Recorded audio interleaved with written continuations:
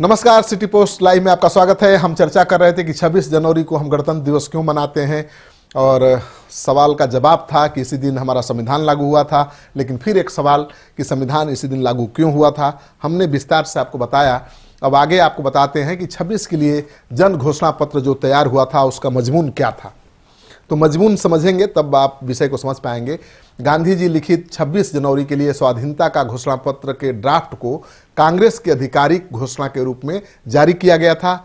उसके साथ कार्यक्रम की प्रक्रिया और तरीकों से संबंधित यह निर्देश भी नथी किया कि 26 जनवरी का दिन हमारे लिए पूर्ण अनुशासन, संयम, प्रतिष्ठा और सच्ची शक्ति के प्रकटीकरण का दिन होगा। स्वाधीनता का घोषणा पत्र प्रत्येक शहर और प्रत्येक गांव में उद्वेशित होंगे। पूरे देश में सब जगह एक ही निश्चित समय पर सभाएं होंगी। इन सभाओं की उपस्थिति बहुसंख्यक बनाने के लिए कांग्रेस के कार्यकर्ता नेता घर घर जाएंगे और लोगों में पर्चे बांटेंगे। गांव में पुराने रिवाज के अनुसार डुगी द्वारा सभा के वक्त का ऐलान किया जाएगा।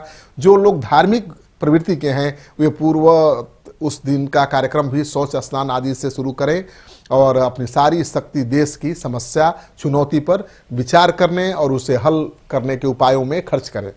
इसके लिए उस दिन वे अपना सारा समय किसी रचनात्मक कार्यक्रम में लगाएं, चाहे वह कताई का काम हो, अछूतों की सेवा का हो, हिंदू मुसलमानों के मेल मिलाप का हो, शराबबंदी का हो या फिर ये सभी काम हो। ये नामुमकिन नहीं है, लेकिन जो संभव है वो करें। एक हिंदू किसी अछूत को अपने साथ ले जाए और मुसलमान पारसी के साथ चले, ईसाई सिख वगैरह को बुलाकर उनके साथ कुछ निश्चित समय के लिए चरखा दंगल में शामिल हो। फिर वे सब मिलकर 1 घंटे तक खादी की फेरी लगाएं। यह खादी वे सब मिलकर खरीदें और फिर बेचें और बाद में 1 घंटे के लिए पास की किसी शराब की दुकान पर चले जाएं। वहाँ शराब विक्रेता को समझाएं कि इन गंदे उपायों से धन उपार्जित करना, जीविका उपार्जन करना कितना बुरा बात है। वे ऐसी दुकानों पर आने वाले शराबखोरों से भी 2 बातें करें और फिर शाम की सभा में हाजिर होकर उस दिन का कार्यक्रम बताएं। 26 जनवरी रविवार है और उस दिन झंडा फहराना है। ध्वजारोहण समारोह से भी उस दिन का कार्यक्रम प्रारंभ किया जा सकता है। तो ये प्रारूप था अपील का और इससे आपको समझ में आ गया होगा कि कितनी ज़रूरी है जनता को विश्वास में लेना, आपस में जो फूट है उसको ख़त्म करना, जाति मजहब के भेदभाव को भूल जाना। तभी हम आज़ादी पा सकते हैं, तभी हम अपने दुश्मनों पर काबू पा सकते हैं। घोषणा पत्र का मजमून आगे मैं आपको पढ़ कर सुनाता हूँ। हमारा विश्वास है कि अपनी प्रगति के लिए पूरा अवसर पाने की दृष्टि से दूसरे देशवासियों की तरह ही हिंदुस्तान के लोगों का स्वाधीनता पाने और अपनी मेहनत का सुख भोगने, जीवन के लिए आवश्यक वस्तुओं को प्राप्त करने का अटल अधिकार है। हमारा यह भी विश्वास है कि अगर कोई सरकार लोगों को उनके अधिकार से वंचित करती है और उन पर जुल्म करती है तो लोगों को यह अधिकार है कि वे उसे बदल दें या उसे समाप्त कर दें। भारत की अंग्रेज सरकार ने हिंदुस्तानियों को न केवल उनकी स्वाधीनता से वंचित कर दिया है बल्कि उसने जनता के शोषण को ही अपना आधार बना लिया है और हिंदुस्तान को आर्थिक, राजनीतिक, सांस्कृतिक और आध्यात्मिक दृष्टि से तबाह कर दिया है। इसलिए हम मानते हैं कि हिंदुस्तान को अवश्य ही ब्रिटेन से संबंध तोड़ लेना चाहिए और पूर्ण स्वराज या पूर्ण स्वाधीनता हासिल करनी चाहिए। तो ये मजमून था। ये स्कूली पाठ्यक्रमों में होता था, हमारे बच्चे भी जानते हैं, लेकिन ये है नहीं। सरकार ने कभी इसे पाठ्यक्रमों में शामिल करना जरूरी नहीं समझा। आगे बता रहा हूँ, मजमून को पर ध्यान गौर फरमाइए। आर्थिक दृष्टि से भारत को बर्बाद कर दिया गया था। लोगों से जो कर वसूल किया जाता था वह अनुपात में हमारी आमदनी से बहुत ज़्यादा थी। हमारी औसत आमदनी प्रतिदिन 7 पैसा है, उस समय की बात कर रहा हूँ।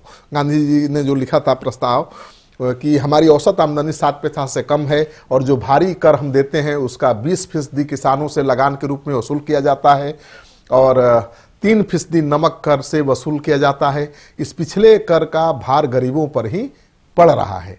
गांव के उद्योग धंधे जैसे कि हाथ कताई नष्ट कर दिए गए हैं और इस कारण किसानों को साल में कम से कम 4 महीने बेकार रहना पड़ता है।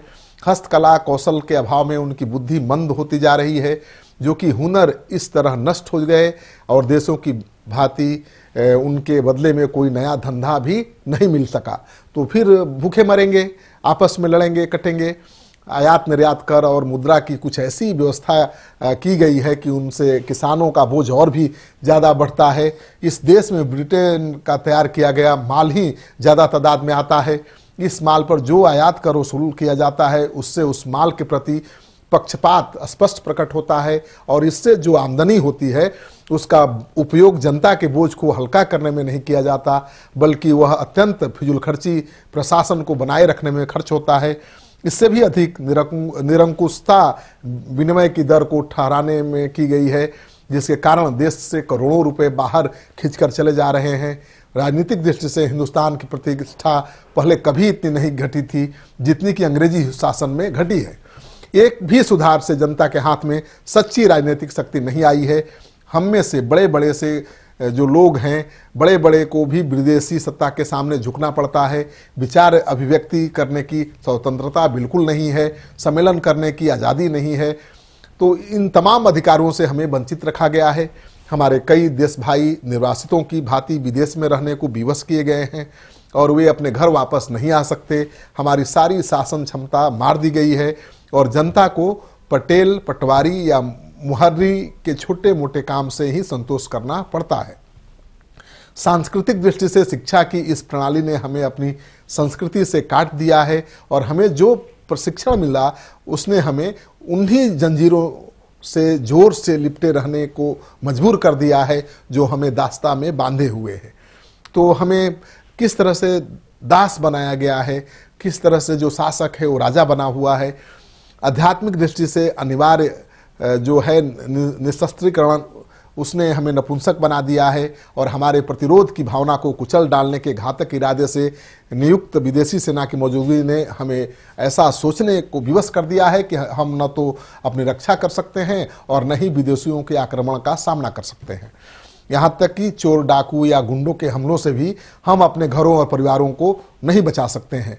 जिस शासन ने हमारे देश पर इन चौतरफा विपत्तियों का बोझ लाद दिया है उसके अधीन रहना हम ईश्वर और मानव जाति के प्रति अपराध करना समझते हैं। हम मानते हैं कि स्वाधीनता का प्राप्त करने का तरीकों में हिंसा का तरीका सबसे ज़्यादा कारगर नहीं है। अतः हम जहाँ तक हमसे हो सकेगा ब्रिटिश सरकार से स्वैच्छिक सहयोग छोड़ देंगे और सविनय अवज्ञा की तैयारी करेंगे, जिसमें कर न देना भी शामिल होगा।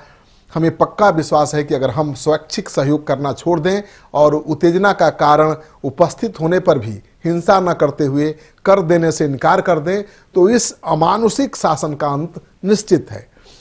तो गांधी जी ने इस तरह का प्रस्ताव जनता के बीच दिया था, यानी अंग्रेजी हुकूमत को उखाड़ फेंकने के लिए शुरू किए जाने वाले आंदोलन के पहले जनता की भागीदारी सुनिश्चित करने के लिए गांधी जी ने समझाया जनता को कि क्यों जरूरी है अंग्रेजी हुकूमत से बाहर निकलना, क्यों जरूरी है अंग्रेजों के खिलाफ लड़ना और लड़ने का तरीका क्या होना चाहिए।